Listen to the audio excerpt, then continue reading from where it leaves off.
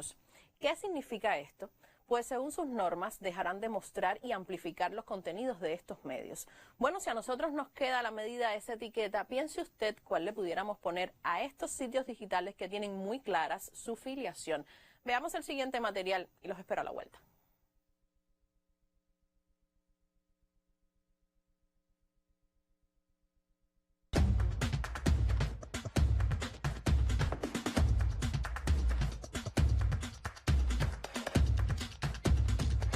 We now have something at our disposal that is 50 times more powerful than broadcast television or radio, and that's the internet and the World Wide Web, just simply giving access and capacity to the World Wide Web. And I think we should study how we can and really work on a proposal where we use the whole concept of broadcasting to Cuba and that whole effort that's there. Nosotros tenemos una visión confrontativa. Sacar de la anestesia propagandística a miles de ciudadanos. Generar estado de molestia con la realidad, con las cosas que están pasando en el país.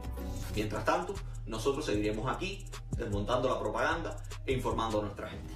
Es una preocupación frecuente el origen de los fondos y si son fondos federales. A mí me parece, y debo decirlo con total honestidad, que es una postura cínica que desvía la discusión. Las historias que están contando están de alguna manera en consonancia con los intereses que tienen los americanos. El 25 de agosto en Buenos Aires, la conferencia para innovar en los medios más importantes de América Latina recibiría entre sus participantes a miembros del sitio digital El Toque, uno más de los espacios digitales creados para incidir en la opinión pública en Cuba, sobre todo en comunicadores y creadores. Una capacitación para aprender a hacer gráficos a partir de herramientas digitales como Flourish, analizar bases de datos, limpieza de bases de datos, convertir datos brutos en datos que se puedan modificar, es decir, convertir los datos en información estructurada. Un poco de visualización de datos, digitalización de datos, curaduría de datos. El curso que pasamos ayer en la directa, Hassan dejó claro que eran fondos federales del gobierno de los Estados Unidos. Dieron una laptop marca HP y un móvil Samsung. Nos ponían una recarga todos los meses y bueno, recibíamos un estipendio de $100 mensuales. Como resultado del curso pretendíamos participar en un evento de medios, de innovación de medios en América Latina que se llama el Media Party. El Toque forma parte de un conjunto de plataformas digitales creadas en 2014 por el gobierno de los Estados Unidos para influir en el escenario cubano. A través de sus agencias, organizaciones no gubernamentales e instituciones de otros países que utilizan como subcontratistas, fomentaron un entramado de medios para el nuevo escenario tecnológico. Ante la realidad de una contrarrevolución interna, desarticulada y con poca capacidad de acción, las últimas administraciones estadounidenses han apostado por la creación de un frente comunicacional. De posturas políticamente ambiguas y no confrontacionales en sus inicios, estos medios de prensa han mutado a un discurso de abierta oposición al Estado y gobierno cubano. Ahora se ha convertido en una guerra abierta, explícita y pública contra el enemigo. En total concordancia con la comunicación política de la Casa Blanca, los voceros del Toque satanizan las ideas asociadas al comunismo, el socialismo o la izquierda en sentido general, tal como lo hiciera la CIA contra la URSS y los países del campo socialista en décadas pasadas. El Toque se caracteriza por una línea editorial contestataria con el gobierno cubano. Generar un cambio en el país, en la sociedad. Porque lo primero que manda la política totalitaria es a deshumanizar, a barbarizar. No nos ocultamos en decir que nosotros recibimos y trabajamos con organizaciones internacionales como el International Center for Journalists. Pero, ¿quién sustenta y cómo opera el International Center for Journalists? El Centro Internacional para Periodistas, por su nombre en español, es una organización estadounidense que tiene entre sus fines ofrecer premios y capacitación a profesionales del gremio. Detrás de esta fachada se enmascaran mecanismos para atentar contra la estabilidad política de la isla caribeña. El ICFJ recibe financiamiento directo de la Agencia de Estados Unidos para el Desarrollo Internacional y del Fondo Nacional para la Democracia. Uno de sus funcionarios, Patricio Provitina, fue parte del programa Cuba de esta última institución. Es público que recibe en colaboración de la NEP, que se dedica a dar fondos a diferentes proyectos. Desde su creación, la NET ejecuta acciones encubiertas de la Agencia Central de Inteligencia de Estados Unidos. Con fondos del Congreso de esa nación financia a organizaciones no gubernamentales en todo el mundo con el propósito de incidir en los países que no responden a los intereses de Washington. Según estudios públicos sobre el tema, el dispositivo de la NET para sus operaciones en todo el mundo está instaurado bajo la autoridad del Consejo de Seguridad Nacional de Estados Unidos. Fondos provenientes de la Agencia Estadounidense de Ayuda Internacional, USAID, transitan por la NET sin aparecer en su presupuesto para evitar visibilizar su relación con el gobierno. Por otra parte, las sumas provenientes de la CIA llegan a las arcas de la NET a través de fundaciones internacionales. En este ciclo se inscriben también los programas para Cuba. Tan solo en 2021, el Fondo Nacional para la Democracia destinó más de 6 millones a la subversión en el país. El 49,3% de esa suma se destina a actividades que responden a la libertad de información, tal como la concibe Washington en su visión de democracia. Comencé a trabajar como tal en el toque en el mes de abril del 2022. A partir del mes de abril comencé a cobrar $200 por cada uno de los, por los trabajos que publicaba al mes. Mensual mi salario era de $200. Sigue siendo 200 USD.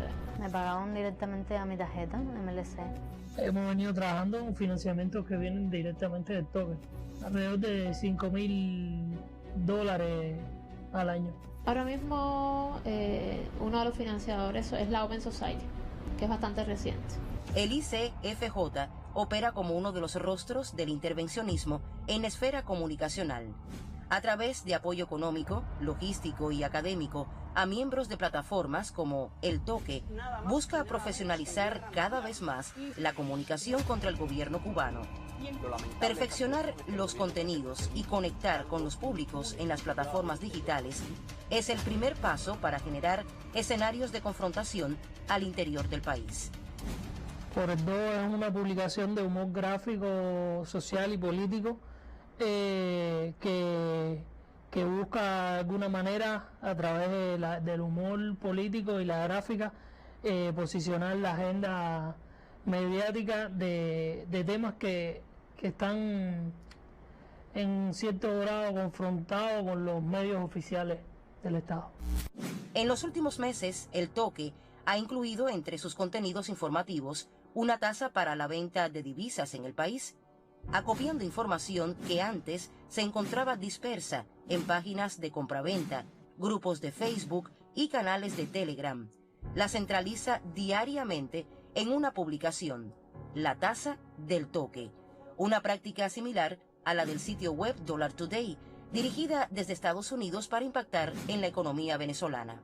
Se ponen datos de oferta, de intenciones de compra, no hay certeza de que realmente sean reales, de que partan de cuentas o de usuarios reales en la red y no sean artificiales, de que realmente esas operaciones se realicen, porque simplemente son intenciones. Intenciones que muchas de ellas tienen un alto componente especulativo por la forma en que funciona este mercado, en la informalidad, por su atomización, y es algo que puede permear ese resultado final de que se pone, ¿no?, como tasa representativa del mercado. Alguien dice, bueno, yo tengo X cantidad de dólares, o los quiero comprar a tanto, o los quiero vender a tanto, pero eso no es verificable, por lo menos con la información que se publique en esa página. No es lo mismo tomar la señal o la referencia a partir de cómo se ejecuta realmente la transacción a una intención de hacer la misma. No se tiene en cuenta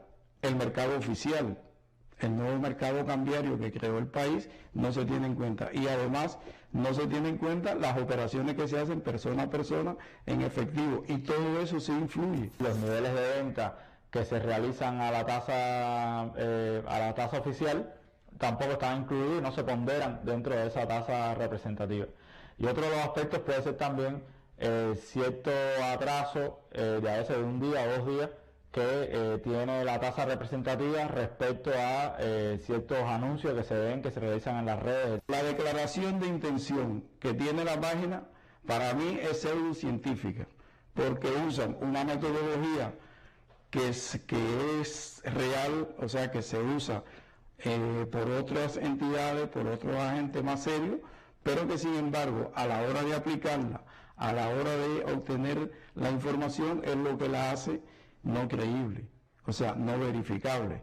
Usted no puede saber si de verdad son usuarios reales o es información inventada. Definitivamente, ser formador de expectativas implica cierto grado de influencia sobre las decisiones que toman las personas, ¿no? Al moverse en estos mercados informales o a la hora de comprar o vender divisas.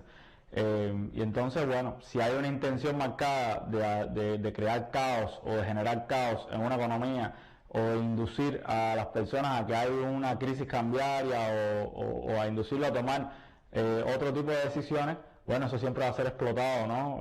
Por los enemigos para hacer su papel, ¿no? El manejo de las expectativas es parte de la forma de hacer política y de hacer política monetaria también.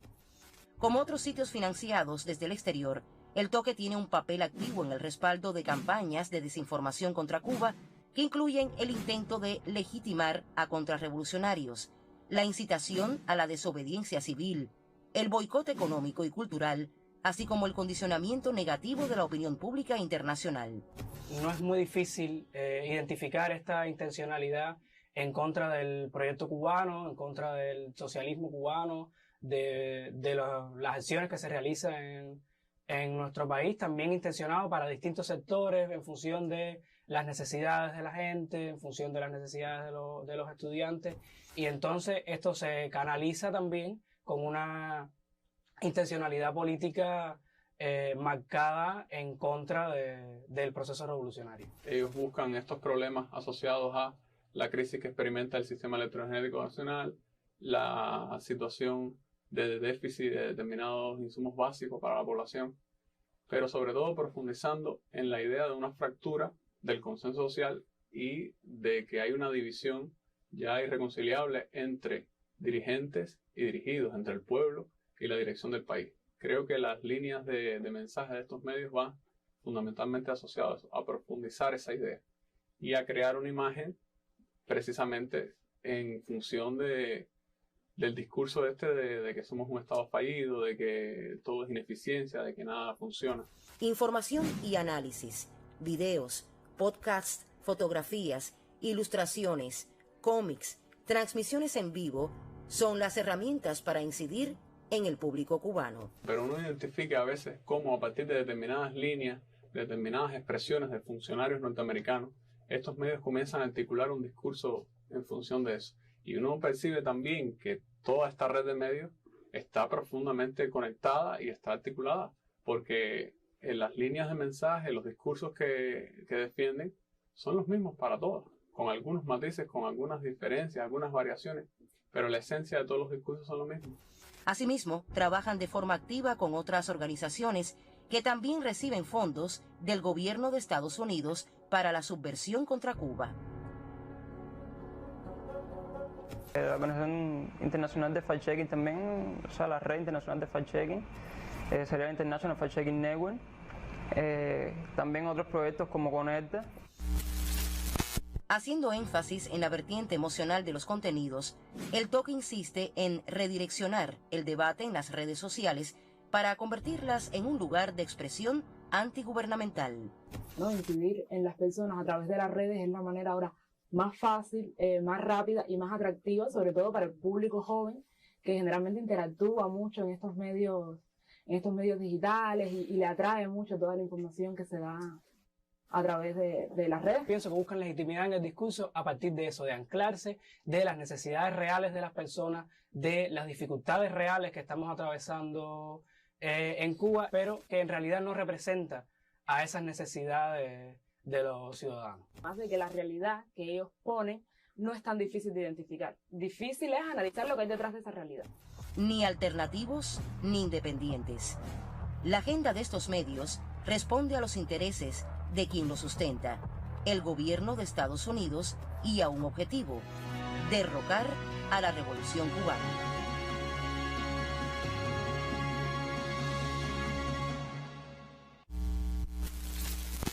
¿Cómo se le llama eso de cobrar dinero para escribir en contra de tu país, de tu pueblo? No digo criticar, porque el ejercicio de la crítica es legítimo, sino buscar por todos los medios un único fin: crear emociones negativas, desánimo, desaliento, malestar y así desestabilizar al país. Para ayudarnos a entender esta realidad me acompañan los colegas Ricardo Ronquillo, presidente de la Unión de Periodistas de Cuba, y Ayose Naranjo, director del periódico Girón de Matanzas. Bienvenidos.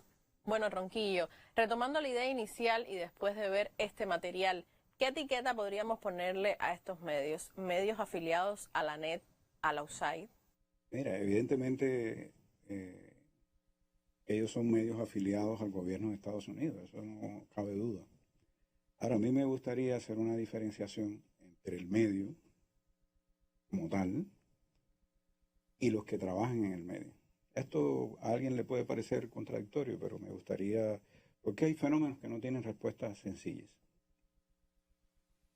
Estoy pensando ahora en un libro muy interesante que se presentó en Cuba en algún momento, que se llama La CIA y la Guerra Fría Cultural. Es un libro muy revelador de cómo esto que está pasando ahora en Cuba, ¿no?, se ha hecho ya en otras partes del mundo, como puede haber sido en el derrocamiento de los proyectos socialistas en Europa del Este y de la URSS.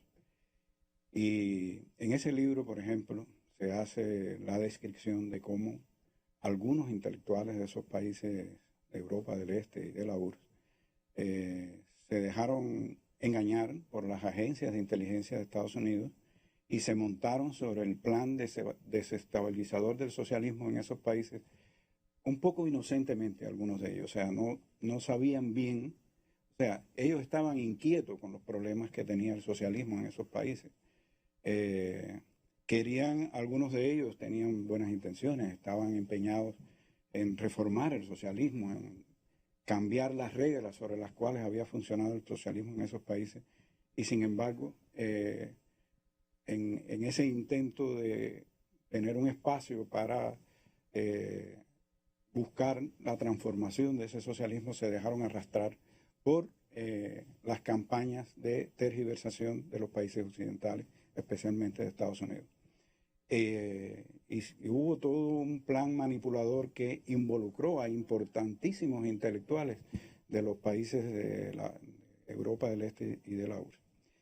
Aquí yo diría que en Cuba pudiera estar pasando lo mismo. O sea, aquí estamos viendo que se involucran en estos medios a veces muchachos muy jóvenes que pueden estar de cierta manera,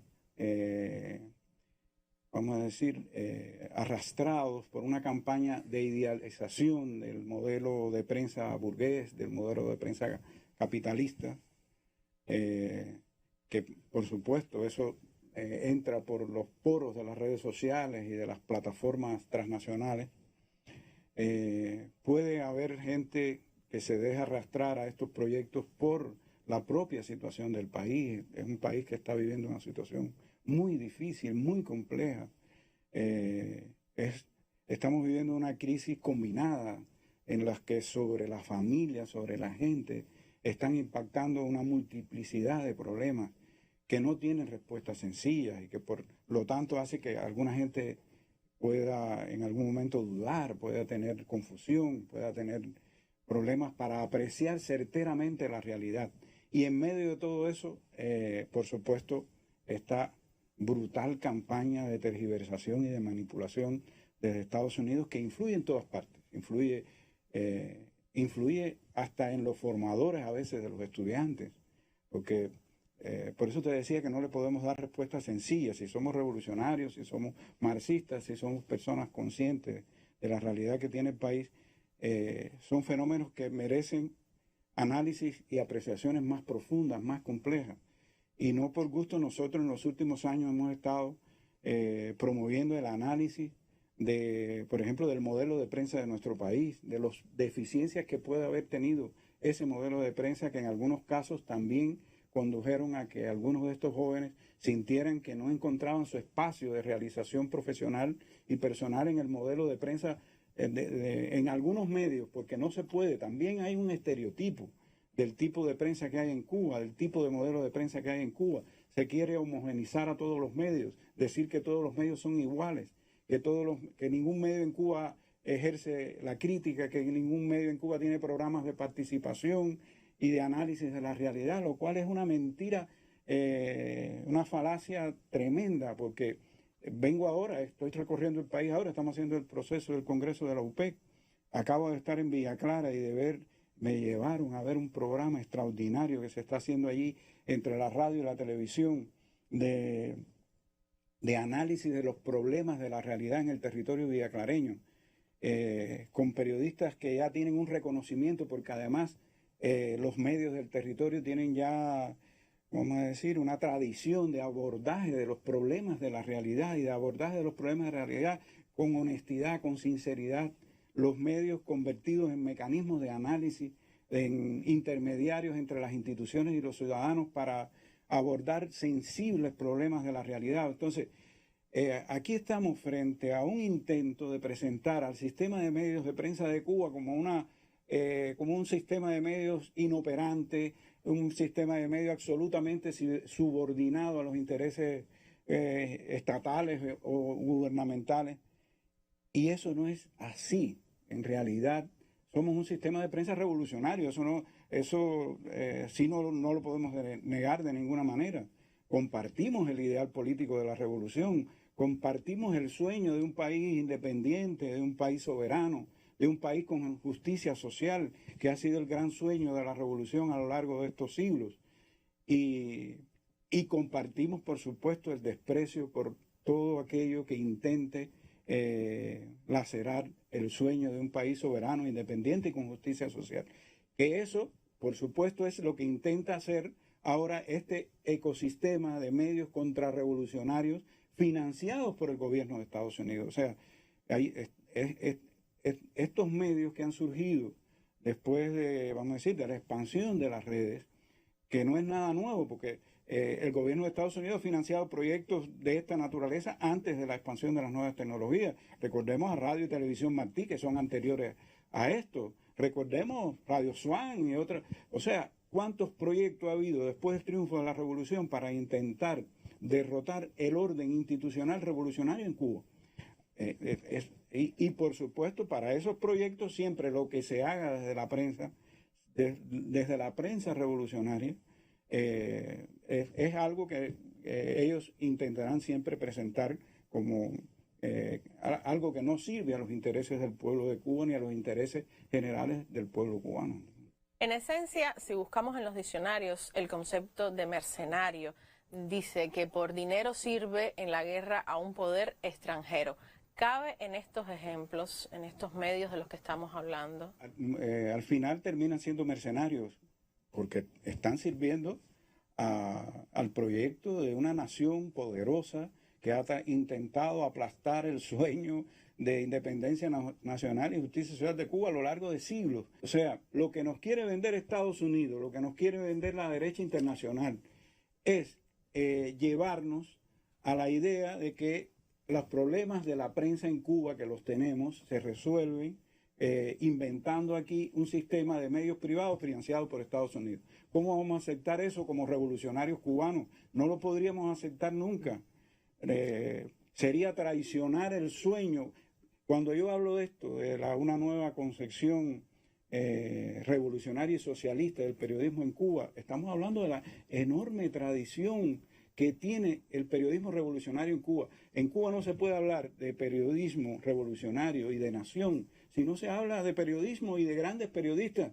Pensemos en que... Profe Julio. ¿no? Empecemos por el padre Félix Varela, de los grandes periodistas cubanos, de los fundadores de los primeros periódicos del país.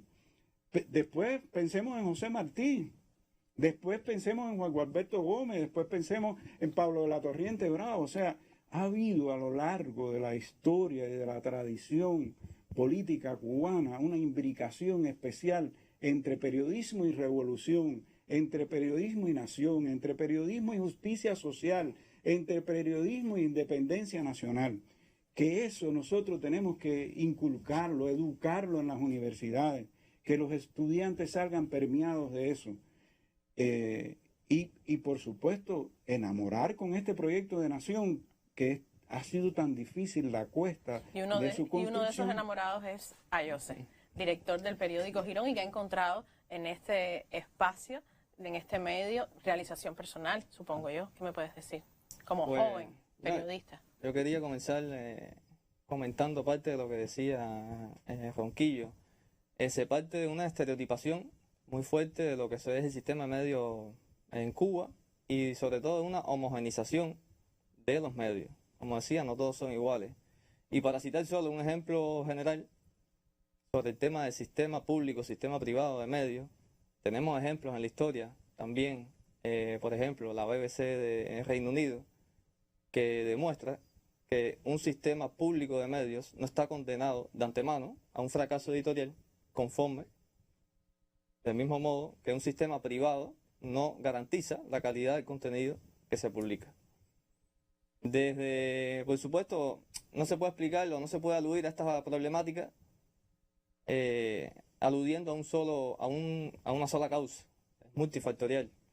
Estos medios han aprovechado también nichos que han dejado los medios estatales, nuestros medios, vacíos informativos por los cuales han sido costosos, pero sobre los cuales creo que desde hace bastante tiempo también hay ejemplos realmente trascendentes de cambio. Siempre han estado referentes en Cuba, aunque yo hablaba de la historia, pero también del presente. Siempre ha estado un Escambray, siempre ha estado un Invasor, siempre han estado periodistas que han marcado pauta en nuestro país, haciendo un periodismo realmente de gran calidad. Y en base a esos referentes, simplemente, o sea, para los jóvenes, en base a ese tipo de referentes creo que debe estar su orientación, ¿no? Se puede hacer o no prensa crítica, comprometida con el pueblo, con la verdad, en un sistema de medios públicos en Cuba, creo que sí. En eso confío y por eso asumí la dirección también del periódico Girón. Creo que es lo que más necesita la revolución ahora mismo. Creo que... Pero a ti se acercaron también, porque quisieron que tú trabajaras para estos medios. Cuéntame un poco de esa experiencia. Fueron, o sea, en la etapa universitaria, como bien decíamos, uno tiene muchas inquietudes, el espíritu del periodista siempre es, y sobre todo en la formación, en la universidad, es eminentemente crítico, de transformación, de soñar con un periodismo, este periodismo que nos dan también en la universidad. Y por supuesto, como te decía, hubo momentos en que sí, veía vacío, veía nichos en medios oficiales, en medios estatales, que en algún momento me intentaron seducirme con determinados temas para escribir. Lo que siempre prevaleció, como dice Ronquillo, no se trata de acusar, no se trata de juzgar, se trata de comprender, se trata de dialogar, se trata de persuadir y se trata de convencer. Creo que esto es una guerra ideológica y como tal no gana quien más impone, gana quien más convence. Tuve la oportunidad, tuve la suerte de conocer a gente brillante de este lado de acá, de los medios, gente a los cuales admiro muchísimo y que me han demostrado, me han hecho soñar con un proyecto de medios públicos en Cuba. Creo que lo más importante es que hay una generación ahora mismo, al menos en Matanzas, que está encontrando su realización personal y profesional en medios estatales y para nosotros es de gran valor. Superando limitaciones tecnológicas, pero plasmando proyectos muy interesantes sobre todo con aprovechando los lenguajes que te brinda la web, los lenguajes que te brinda, o sea, aprovechando el lenguaje multimedial, que creo que es esencial en el contexto actual. Se utilizan términos como independientes, privados, alternativos, y no son independientes porque responden a líneas editoriales dictadas por el gobierno de Estados Unidos, no son privados porque reciben fondos públicos de ese mismo gobierno, y no son alternativos porque hasta el sol de hoy no han presentado una propuesta legítima que ofrezca otro camino diferente al que aprobó el pueblo cubano en su constitución de 2019, por ejemplo. ¿Qué creen ustedes? La pertenencia de estos medios al gobierno de Estados Unidos. Ellos acusan a los medios cubanos de ser, vamos a decir, subordinados al gobierno cubano.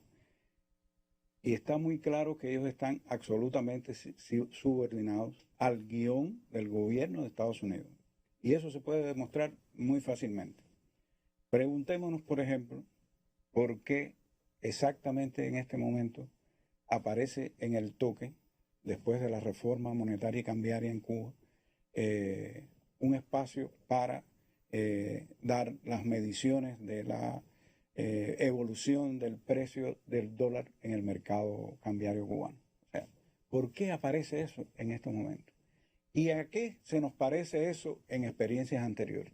O sea, ocurre la reforma monetaria, el país está tratando de superar los problemas que esa reforma monetaria generó en el país, y de momento aparece eso en el toque. Qué casualidad, qué momento más curioso, más preciso para que aparezca precisamente en el toque un análisis de esa naturaleza. Eso lo podríamos comparar con lo que pasó en Venezuela, con el famoso Dollar Today, y cómo se trató de utilizar la hiperinflación, que es un problema clásico de la economía venezolana, que aquí se trató de agregarle una inflación artificial para hacer explotar al gobierno bolivariano. Es la misma fórmula aplicada para Cuba.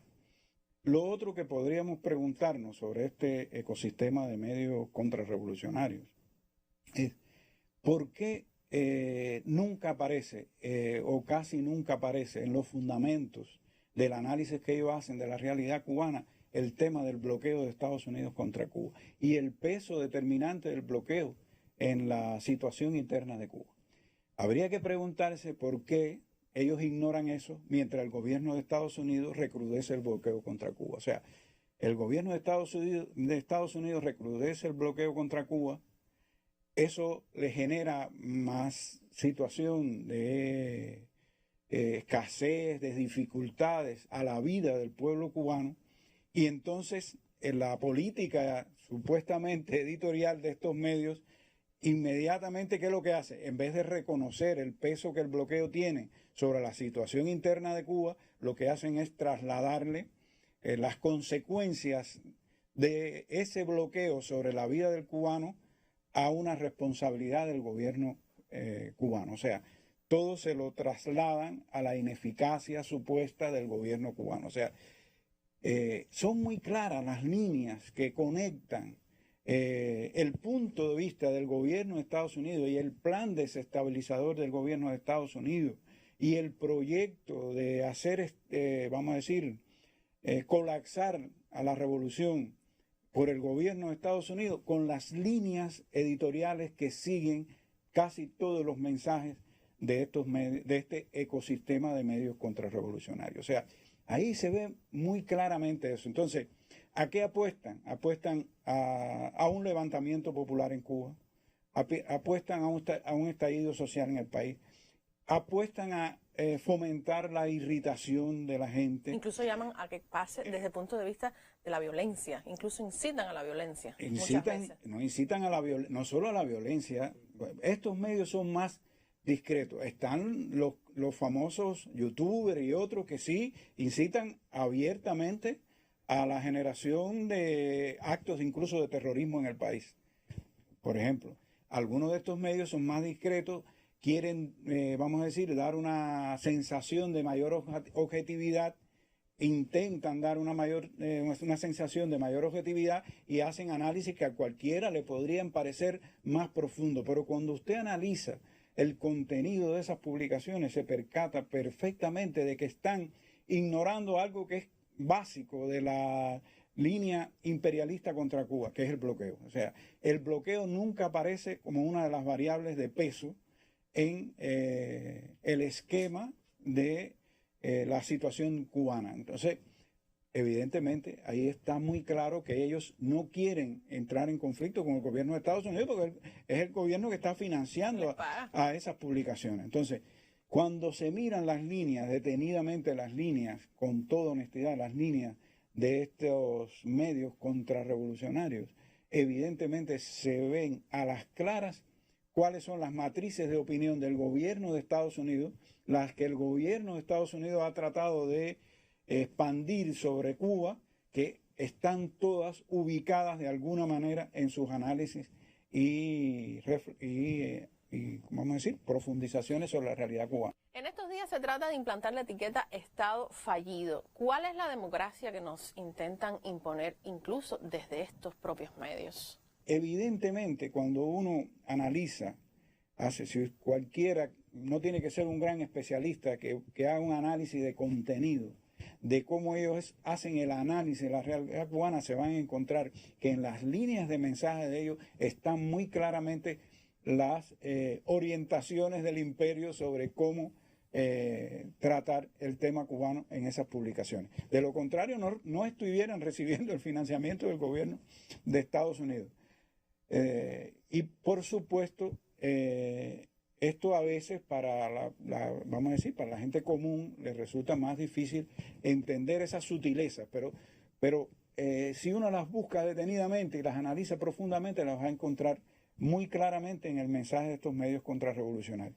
Y hay una línea muy clara, o sea, el gobierno de Estados Unidos, fíjate, es la línea general, yo diría, es la línea de la fractura de la unidad nacional en Cuba.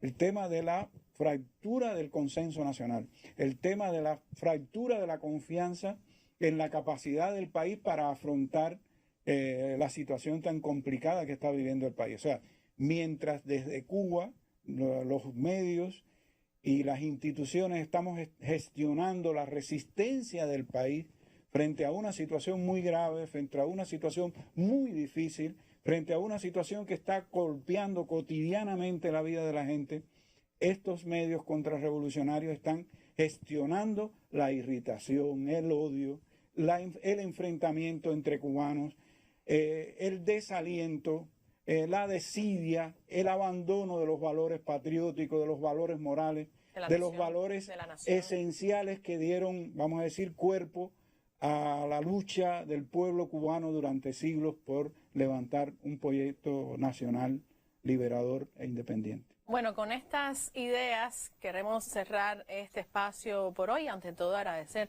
la compañía de ambos en este programa especial. Gracias a ti por invitarme. Muchísimas gracias.